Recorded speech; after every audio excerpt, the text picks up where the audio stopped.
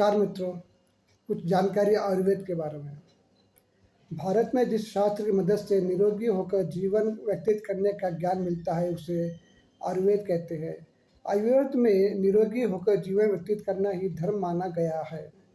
रोगी होकर लंबी आयु को प्राप्त करना या निरोगी होकर आयु को प्राप्त करना दोनों ही आयुर्वेद में मान्य नहीं है। इसलिए जो भी नागरिक अपने जीवन को निरोगी रखकर लंबी आयु चाहते हैं उन सभी को आयुर्वेद के ज्ञान को अपने जीवन में धारण करना चाहिए। निरोगी जीवन के बिना किसी को भी धन की प्राप्ति, सुख की प्राप्ति, धर्म की प्राप्ति नहीं हो सकती। रोगी व्यक्ति किसी भी तरह का सुख प्राप्त नहीं कर सकता है।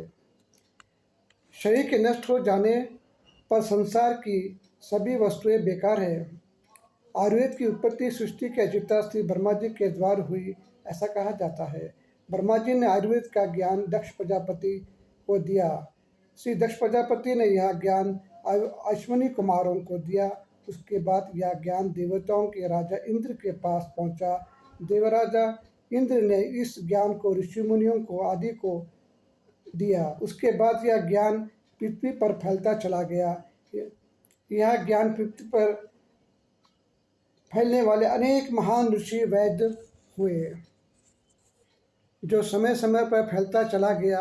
यह श्रृंखला में एक महान ऋषि हुए, वाग्भट ऋषि, जिन्होंने आयुर्वेद के ज्ञान को लोगों तक पहुंचाने के लिए एक शास्त्र की रचना की, जिसका नाम था अष्टायन हृदयगम। इस अष्टायन हृदय में शास्त्र में लगभग 7000 श्लोक दिए गए हैं। ये श्लोक मनुष्य के जीवन को पूरी तरह निरोगी बनाने के लिए है। नमस्कार।